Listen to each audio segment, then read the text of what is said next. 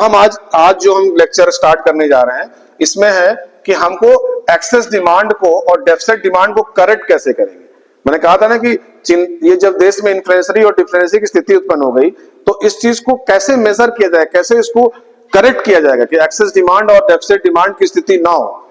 मगर डिमांड में बहुत ज्यादा दिक्कत है और अगर एक्सेस डेफिसिट डिमांड है तो भी दिक्कत है। भाई महंगाई भी ज्यादा नहीं बढ़नी चाहिए और मंदी भी नहीं होनी चाहिए। तो दोनों चीज को मेजर करने के लिए किन्स महोदय ने कुछ ऐसा चीजों को किया है कि इसमें दो लोगों का रोल है, एक तो गवर्नमेंट की होती है और दूसरा होता है हमारी सेंट्रल बैंक यानी आरबीआई को। तो सबसे पहले हम मेजर एक तरह से आप इस तरह से चार्ट बनाएंगे कि पहले हम मेजर्स लिखेंगे और इधर हम लिखेंगे एक्सेस डिमांड और डेफिसिट डिमांड। मेजर में जिसको हम जो गवर्नमेंट जो पॉलिसी बनाती है इसके लिए एक पॉलिसी बनाएगी, एक गवर्नमेंट पॉलिसी बनाएगी और दूसरा एक आरबीआई बनाएगी। तो जो गवर्नमेंट पॉलिसी बनाती है उसको हम फिस्कल पॉलिसी कहते हैं और जो आरबीआई जो पॉलिसी बनाती है इस इन्फ्लेशनरी गैप को और डिफ्लेशनरी गैप को, एक्सेस डिमांड और डेफिसिट डिमांड को मेजर करने के लिए, तो जो गवर्नमेंट बनाती है उसको फिस्कल पॉलिसी कहते हैं और जो आरबीआई बनाती है उसकी मॉनेटरी पॉलिसी कहते हैं। ये दो लोग जो हैं एक्सेस और डेफिसिट की डिमांड को इस पे मेजर करने के लिए उन्होंने चीजों को एक पॉलिसी बनाई कि किस पे क्या करेंगे। तो देखिए मैंने फिस्कल पॉलिसी जो गवर्नमेंट की आता भी है कि फिस्कल पॉलिसी किससे रिलेटेड, तो ये गवर्नमेंट इसको बनाती है, related to expenditure receipt of government. ये गवर्नमेंट की एक्सपेंडिचर रिसिप्ट होती है। तो जब देश में, अब आप कुछ ऐसे करिएगा कि जब देश में चीजें एक्सेस डिमांड है तो गवर्नमेंट अपनी चीजों को क्या करेगी, अपने एक्सपेंडिचर को, क्योंकि इन्फ्लेशनरी एक्सेस डिमांड को मेजर करना है, कंट्रोल करना है, तो उस पे एक्सेस डिमांड में गवर्नमेंट अपने एक्सपेंडिचर को क्या करेगी, क्योंकि गवर्नमेंट अपना एक्सपेंडिचर किस पे खर्च करती है, ब्रिज बनाती है, हॉस्पिटल बनाती है, स्कूल बना रही है, रोड बना रही है। ये सारे जो एक्सपेंडिचर है, जब देश में डिमांड ज्यादा है तो गवर्नमेंट आपको क्या करेगी, अपने एक्सपेंडिचर को कम करेगी। यानी कि एक्सेस डिमांड की कंडीशन में गवर्नमेंट अपने खर्चे को कम करेगी, यानी कि डिक्रीज इन एक्सपेंडिचर।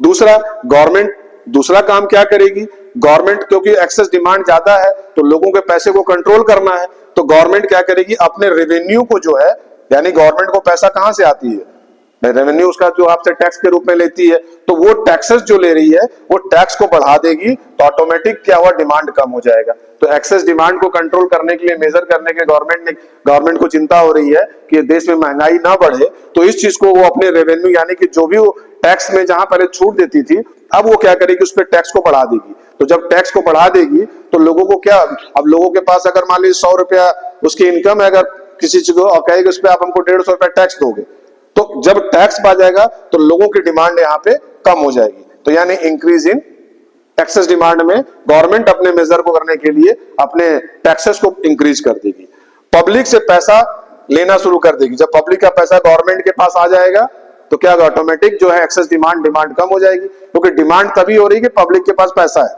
तो यहाँ पे क्या हुआ, पब्लिक बोरोइंग जो है एक्सेस डिमांड में मेजर जो है, जो गवर्नमेंट मेजर्स हैं उसमें वो इंक्रीज कर देगी। और जब देश में पैसा ज्यादा है और उसको कंट्रोल करना है तो यहाँ पे एक वर्ड आया है डेफिसिट फाइनेंसिंग।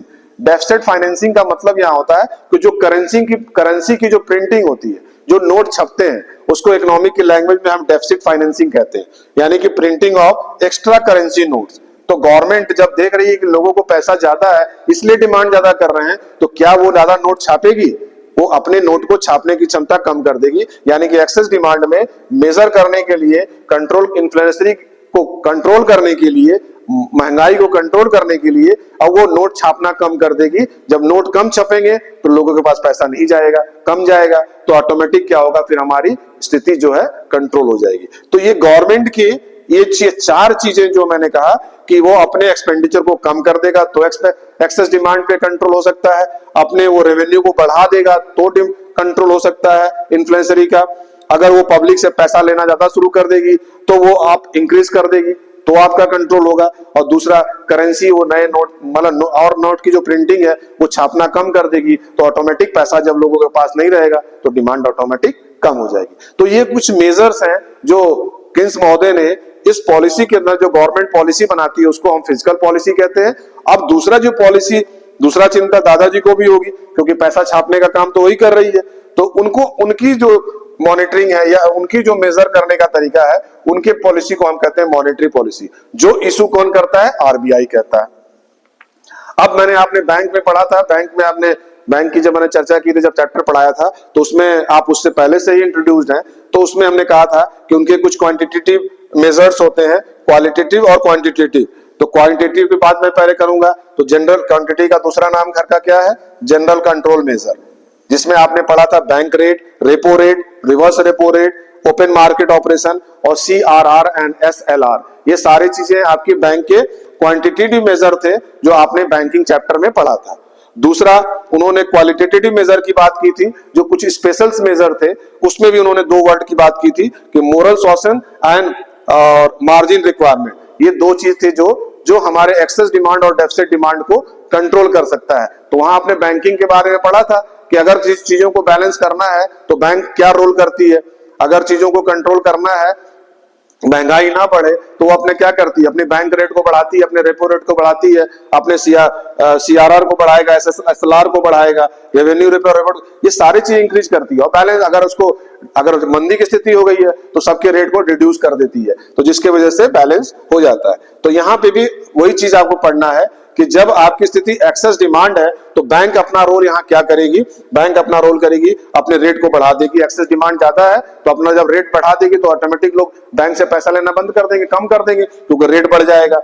रेपो रेट में भी अगर उसको क्या हुआ है कि पैसा चीजें हो रही है तो उसको भी क्या करेगी? वो इंक्रीज कर देगी, तो लो रेपो रेट भी जब बढ़ने लगेगा तो लोग पैसा कम लेंगे। रेवेन्यू रेपो रेट, जो पैसा उसको बैंक वहां पे परसेंटेज, तो उसको भी इंक्रीज कर देगी। तो बैंक, जब लोगों के पास पैसा नहीं रहेगा तो डिमांड क्या है? क्योंकि बैंक उसको क्या कर रही है? ऑटोमेटिक उसको ज्यादा परसेंटेज उसको दे रही है। तो जब बैंक को पैसा ज्यादा रेपो रेट के रूप में मिल रहा है तो वो क्यों पब्लिक को पैसा देगी? तो यहाँ पे क्या करेगी? वो इंक्रीज कर देगी। फिर ओपन मार्केट ऑपरेशन में गवर्नमेंट की सिक्योरिटी को वो सेल करना शुरू कर देगी, परचेज नहीं करेगी, सेल कर। जब सेल करेगी तो ऑटोमेटिक सारा पैसा गवर्नमेंट बैंक के पास आ जाएगा। और CRR SLR पढ़ा था, उसमें भी क्या कर देगी? वो इंक्रीज कर देगी। तो जब ये सब चीजें हथकंडे अपनाएगी तो ऑटोमेटिक क्या हुआ? एक्सेस डिमांड की स्थिति कंट्रोल हो जाएगी। और क्वालिटेटिव में क्या करेगी?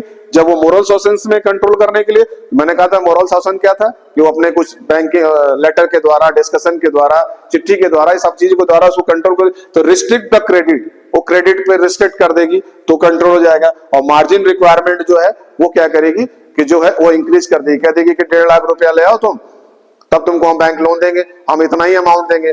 तो आप जब वो चीज कहेगी कि हमको 1.5 लाख रुपया आप हमें पर जमा करो, तब हम आपको इतना अमाउंट 1 लाख रुपया या 1,20,000 रुपया आप देंगे, तो लोग जब ये चीजें बढ़ा देगी, इंक्रीज कर देगी, तो लोग बैंक से पैसा क्यों लेना चाहेंगे? तो एक्सेस डिमांड को कंट्रोल करने के लिए बैंक का ये रोल है। और ठीक इसका आप उल्टा कर दोगे सब में, जब डेफिसिट डिमांड होगा तो गवर्नमेंट क्या करेगी? अगर आपने ये चीजें बना ली, जैसे मैंने कहा कि जब आप गवर्नमेंट एक्सपेंडिचर एक्सेस डिमांड में डिक्रीज कर रही है, तो जब डेफिसिट मंदी की स्थिति हो जाएगी तो क्या करेगी? अपने एक्सपेंडिचर को इंक्रीज कर देगी।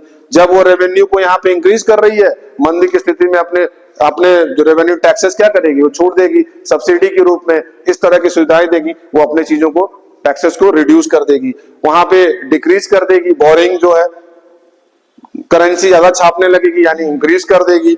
ये आपकी गवर्नमेंट की पॉलिसी डेफिसिट डिमांड में होगा। और यही चीज जब बैंक जब अपने देखिएगा स्थिति, इकोनॉमी में मंदी की स्थिति है, तो वो क्या करेगी? अपने बैंक रेट को बढ़ा देगी, घटा देगी, रेपो रेट को भी घटा देगी, ताकि लोग अपने पैसा बैंक से लें, ताकि मंदी की स्थिति ना हो, भुखमरी की स्थिति ना हो। रिवर्स रेपो रेट को घटा देगी।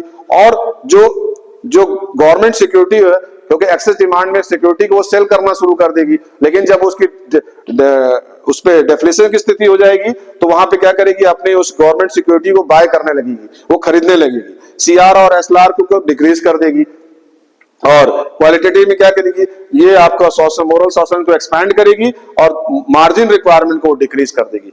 तो ये आप अगर कंपेयर करके, अब जैसा वो क्वेश्चन पूछेगा बोर्ड में, बोर्ड चाहे तो आपको पूरे क्वेश्चंस पूछ सकते हैं, तो आपको सारा ये बना के लिखना पड़ेगा। अगर बोर्ड ये पूछता है कि मेजर करंट एक्सेस डिमांड और डेफिसिट डिमांड का आप केवल फिजिकल पॉलिसी से 2 पॉइंट बताइए, और आप दूसरा आपके मॉनेटरी पॉलिसी से आप 2 पॉइंट बताइए, तो दोनों से आप 2-2 लिखेंगे। कभी कभी ये भी पूछ देता है कि आप फिजिकल से तो आप क्या नाम है, फिजिकल पॉलिसी से आप दो बताएंगे, और बाकी आप केवल आप मॉनेटरी से नहीं, मॉनेटरी के अंदर आप क्वांटिटी और क्वालिटेटिव से एक एक बताएंगे। तब आपको इसमें से एक एक पॉइंट लिखना पड़ेगा, उसका एक्सेस डिमांड पे क्या प्रभाव पड़ेगा और डेफिसिट डिमांड पे क्या होगा, इन दोनों का क्या रोल है मेजर करने का, जिससे कि हमारी इन्फ्लेशनरी और डिफ्लेशनरी की स्थिति को कंट्रोल किया सके। मेजर करके कैसे कंट्रोल करेंगे, तो उस कंडीशन में गवर्नमेंट का क्या रोल है और बैंक का क्या रोल है। ये दोनों ही रोल जो है, दोनों ही व्यक्ति जो है देश की इकोनॉमिक में अपना बेस्ट करते हैं, ताकि स्थिति देश में महंगाई और मंदी दोनों ना हो पाए। दोनों की स्थिति में ये लोग कैसे बैलेंस करेंगे, इस चार्ट के द्वारा आप इसको एक्सप्लेन करेंगे। तो आपके ये चीजें अब नेक्स्ट क्लास में हम आपको अनएम्प्लॉयमेंट के बारे में बताएंगे कि अनएम्प्लॉयमेंट कितने तरह के होते हैं और उनका क्या रोल होता है, नेक्स्ट लेक्चर में। Thank you very much.